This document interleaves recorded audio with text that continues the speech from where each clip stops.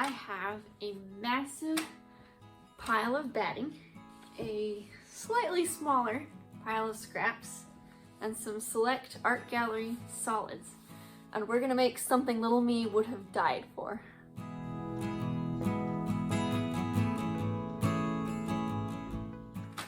To be fair, I did have some of those like Tinkerbell wire and nylon wings when I was little, and I loved them.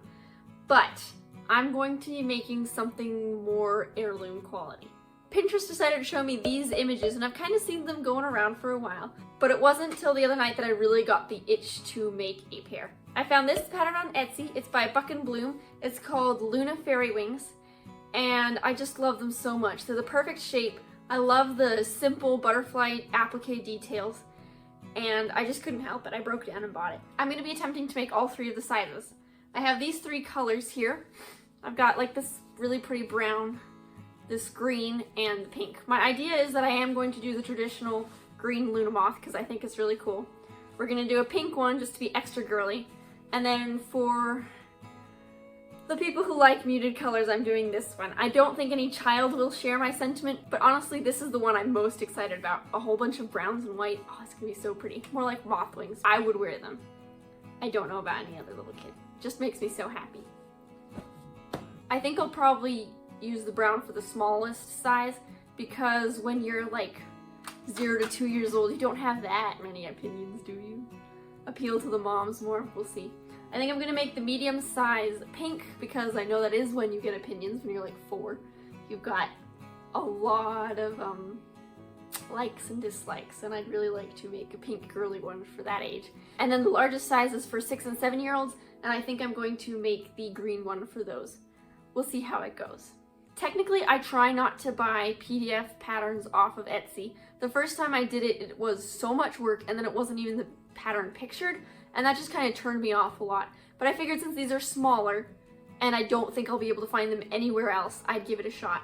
I wanted to do most of my work on camera this time, so I didn't try to do too much beforehand. But I did spend the other night cutting out the smallest butterfly wing size.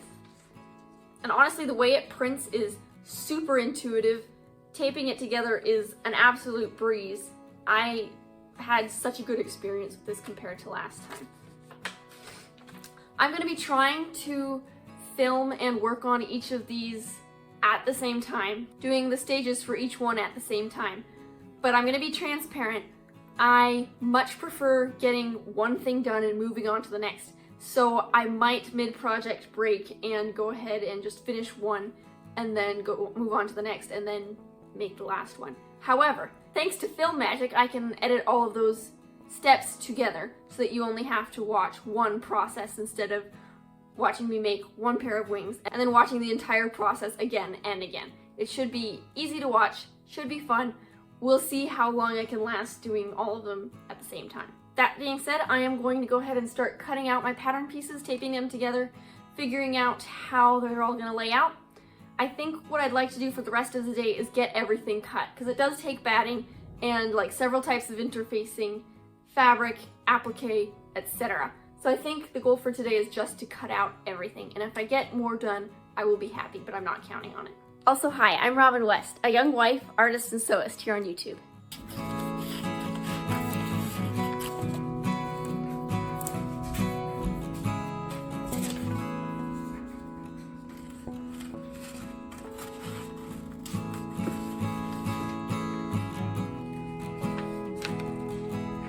I think I may have gotten mixed up because this is the one I just cut and this is the one I cut last night. So this is definitely not the smallest piece that I cut out last night. I think I mixed up all of my papers after printing.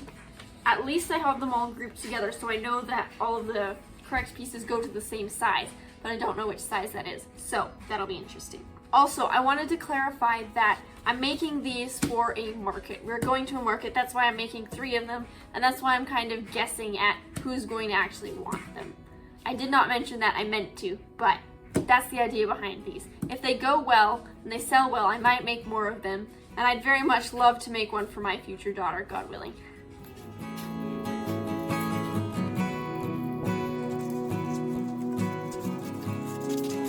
Yeah, that first one was actually the biggest. This is the smallest yet. They're like 3 times smaller than I thought they'd be. I guess that means they'll be really cute. I'm hoping.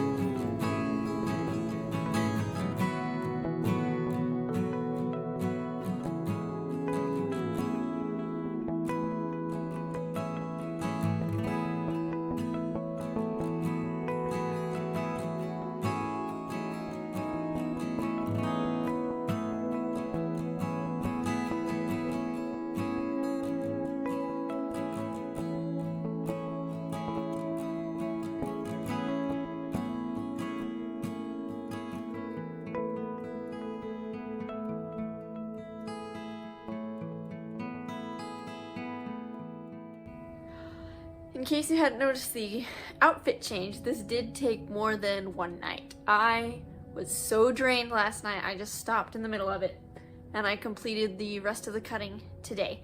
And by the rest of the cutting, I mean I missed 1 layer of 1 wing because I apparently did not buy enough. This whole thing has me a little bit nervous.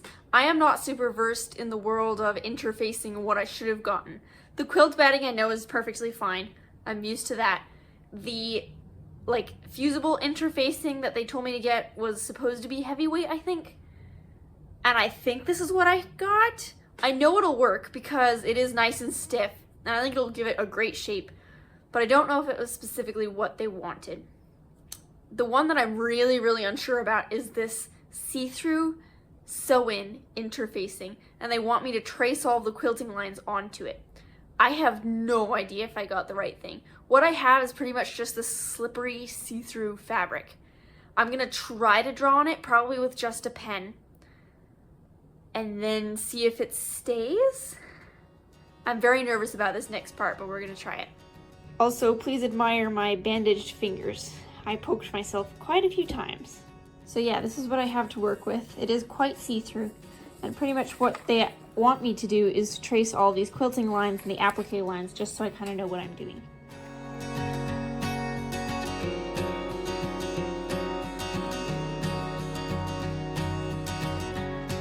That worked really well. Now to do the other side. Okay, so the instructions say the next step is to go ahead and fuse all of my interfacing pieces to my fabric pieces in preparation for quilting them.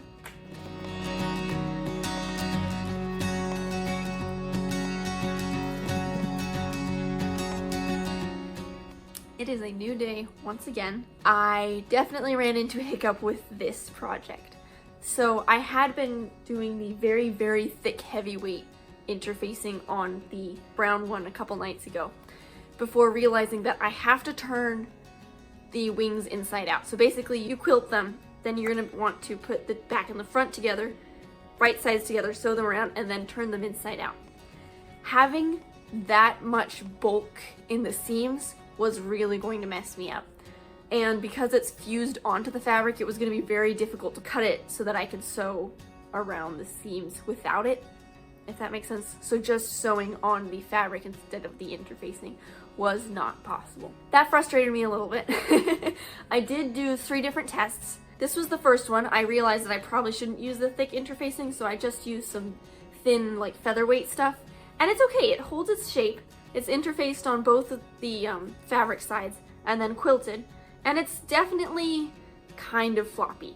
It's not horrible, but it's not quite as stiff as I wanted it to be. The next one I tried was legitimately with the super thick interfacing, and that's okay.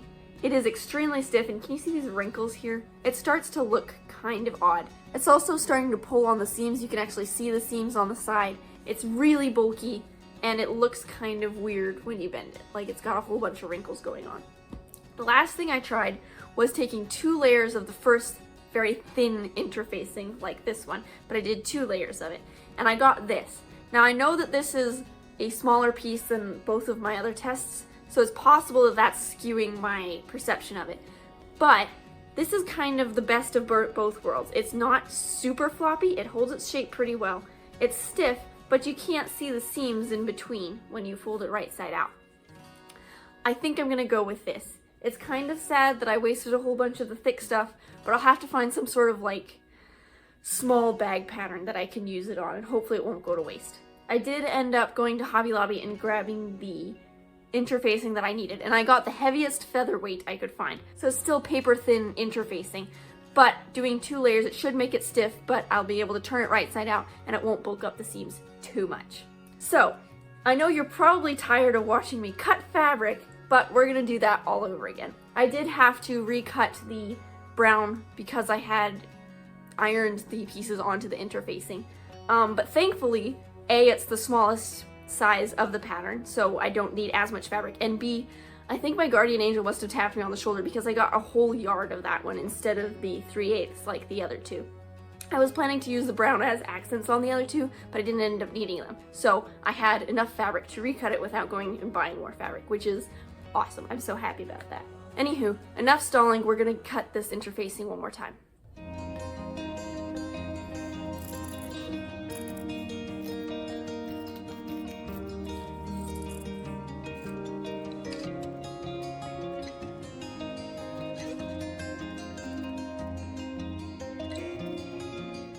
Thus concludes all of the cutting for now.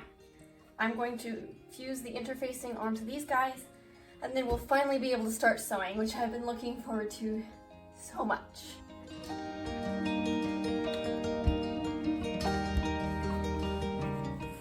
And for the record, the whole confusion about the interfacing is my fault. I've always been like iffy on interfacing. I don't really know the names of any of them. I don't actually know what to use. I don't want it to reflect poorly on the pattern. It is a great pattern, and I think this will work well. I don't know enough about my interfacings and stabilizers to be able to get everything right on the first try.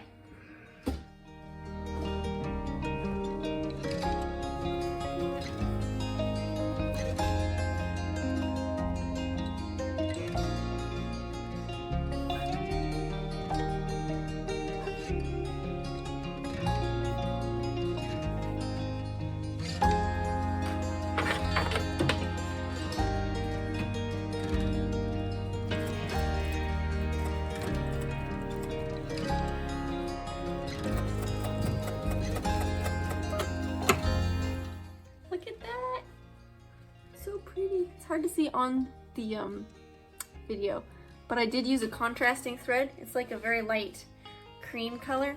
I think it's beautiful. I still have to do the lines down the tail. Those confuse me a little bit because there's no batting on it. I think I'm going to put together most of this, and then I'll move on to the others just so I know what I'm doing. So this is the part I was worried about with the super thick interfacing. It's because you do have to cut away as much as possible so that the seams you're sewing together are quite thin and will go together nicely.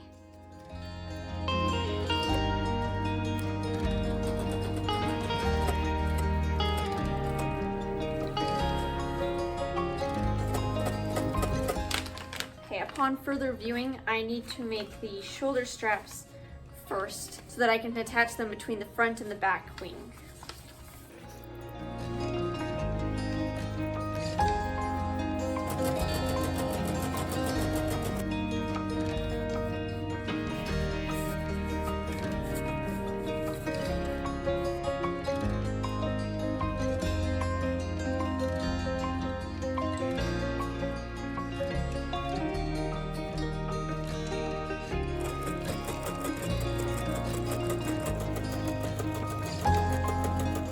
Okay, with that squared away, I think we're ready to put the front pieces onto the back pieces. And we will see how this works. I'm gonna do a preliminary layout and just make sure that everything does in fact lay correctly when I turn this outside, the straps will be good. Yay. And then I will pin down.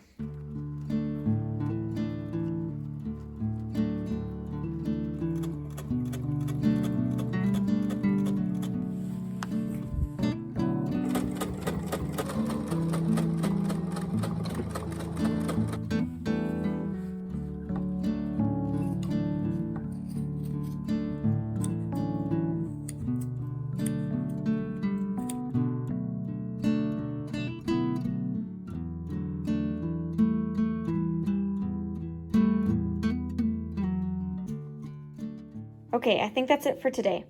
I might have to go get a turning tool for these guys.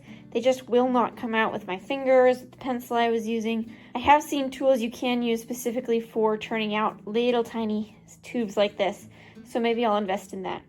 I also definitely popped some seams turning it right side out, but I don't think that's a big problem because I think you go around the edge top stitching, and I should be able just to fold these under and pin it and sew it like that. But yeah, pretty cute. All right, good afternoon again. If I'm being honest, I'm not feeling great today. I think I'm gonna take today slow, kind of do little things slowly, try to enjoy them as much as possible today. I think I'd really like that.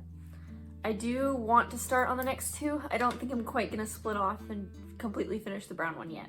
I'd like to get to the point, this point on the other two.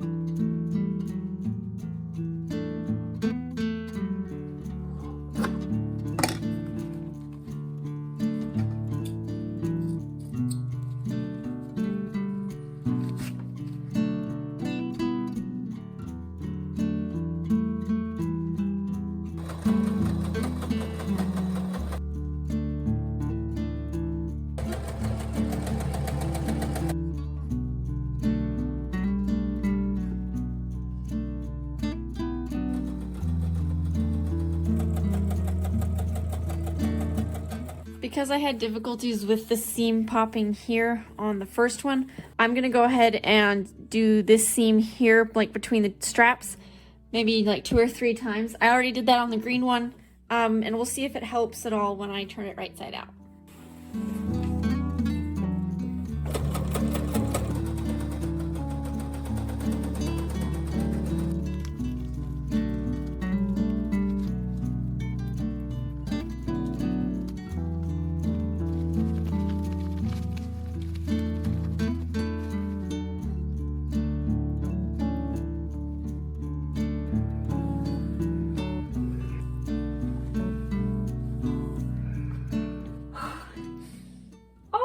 So cute! I got it fully turned out. I did definitely have a problem. I broke the seams in here quite a bit, and also a little bit here, but that one's not as problematic. I think I have to do a running stitch around the outside edge of the entire butterfly wings, so I think that'll take care of this. I will look at the instructions closer again and just make sure this is actually pinned where I want it to. But yeah, I'm so happy. That was a serotonin boost I needed. It's so cute.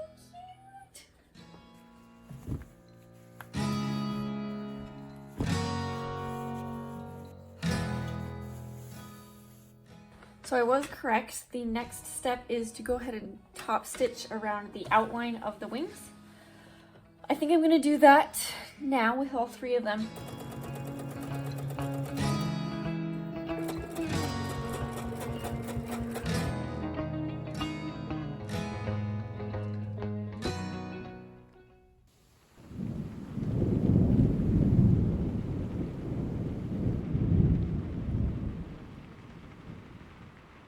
Alright, so it is a new day. I need to applique all of my decorative pieces onto the butterfly wings themselves. I don't know how many I'll be able to get done today.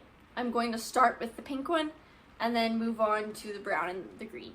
Appliqué is not my strong point. I've done it once before on a pilgrimage banner that I made 2 or 3 years ago, and mostly I just used the two-sided fusible interfacing, and then I think I tacked it down with like a single straight stitch.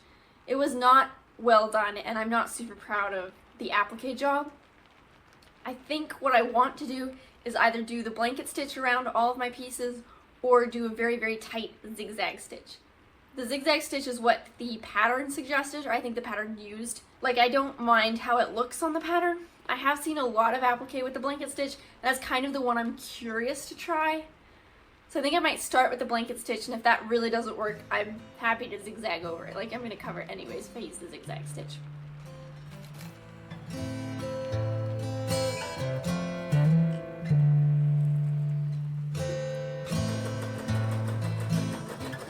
Okay, so I tried a few different stitches.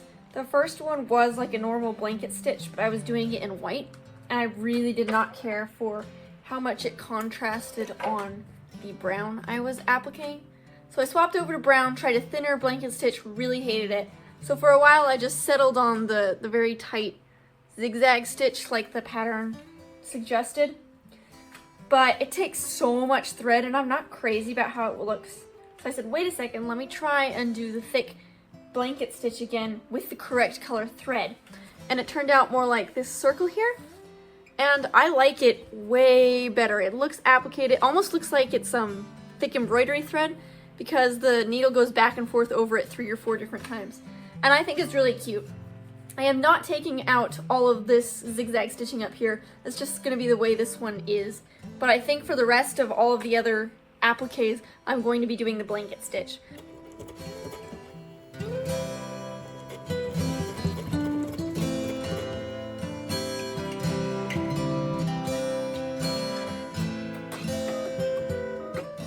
Look at how cute! The back doesn't even look that bad either. It's kind of homemade decorative looking. I love it so much. I'm so excited. It did take me a couple hours to applique everything. I think with the next two I'm going to try to swap the threads as little as possible. So I'm going to iron on everything and then sew all of the brown on both of them, sew all of the white on both of them, and then sew all of the rust color here on both of them, and just try and get them done with as few thread changes as possible.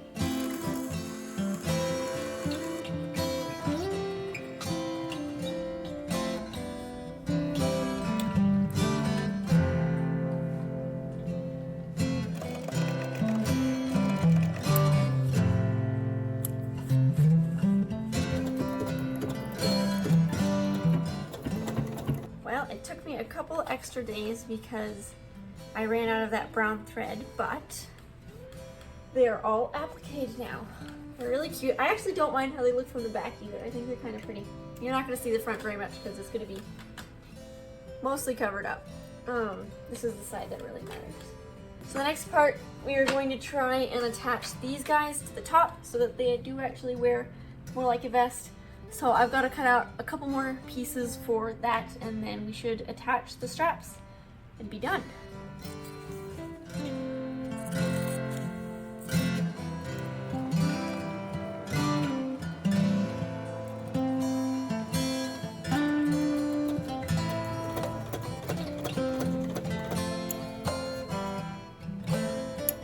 So this next part has to do with tacking down the edges of these so that I can loop the straps through them.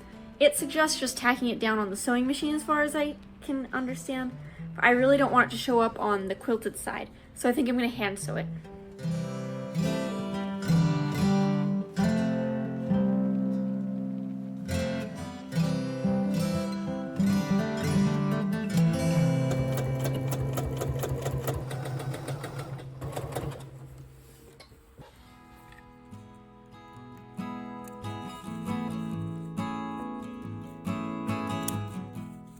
Okay, that pretty much concludes the making of these wings. I will probably go back and tweak the green ones. I tried them on because I'm going to be wearing them in the reveal, and they flop really bad, which isn't a problem with the other two, and I'm thinking that's because the straps are too long. I think if you tighten them, it kind of pulls them straighter and gives them a little more form. I might unpick that last step and reattach the straps a little smaller and see if that helps anything, because if it doesn't fit me, it's definitely not going to fit a smaller child. The other thing I regret is definitely the applique on the pink one, and not all of it, but that little brown section on the top of both of the wings. I did the zigzag stitch instead of the blanket stitch, and I just don't care for how it looks. It doesn't look great on the back, it doesn't look great on the front, but I am so not going back and seam ripping all of that, because that's going to be a bunch of tiny little threads and I'm going to have to lint roll it a million times, etc. Also, I pre-washed all of my fabric for this project because one of the pluses of this pattern is that you can wash it. There's no wire in it. You can go ahead and scrub it with water, dry it, and it's fine, which is great for a kid's toy. Like, I totally appreciate the pattern writers for making it washable. That's awesome. But I did pre-wash everything, and I made the mistake of throwing my batting in with my other fabrics that I was going to be using. And I spent so much time lint rolling all of the fabrics, getting all of the batting off of the fabrics. It was crazy. I think next time I pre-wash my batting, I am definitely going to be putting it in one of those laundry bags and then throwing it in the wash, and hopefully all of the batting won't come apart and stick to everything so much. I think I used like 9 or 10 lint roller sheets. It was incredible. But I'm glad I did it because this way when they do wash it, it won't shrink or anything. I'm not sure I'm going to be doing 3 projects at the same time anytime soon. That was kind of exhausting. It took so long to get through one step because I had to do it 3 different times. My brain works much better if I can finish a project and then move on to the next one. That being said though, I'm not sure I'd make 3 of them because I do get bored of patterns. So you win some, you lose some, and I think there are pluses definitely to doing it this style. I might do it again if they're popular or whatever. I think they turned out adorable. For my first time appliquing, I'm really proud of myself. I think they turned out great. They definitely look handmade, but they look professionally handmade, and I'm very proud of myself for doing that. I think the colors are beautiful. I love the brown one so much. I might make a bigger version of the brown one just to have around for my kids. I really like the brown. I'll probably make some color ones too, have a few that they can choose from. But yeah, definitely keeping the pattern on hand so I can make it again. It's a good make. Thank you so much for following along. If you made it this far, you're amazing. I want to do more of this sort of content, the more like whimsical makes. This was so up my alley. I want to make a lot of things for little girls, things that would have made me happy as a little tiny kid. Hope to see you on my next video. I'm trying to get on to like a 2-week posting schedule, so every 2 weeks I come out with a video. No promises though, because life is crazy. Without further ado, here is my butterfly fairy wings.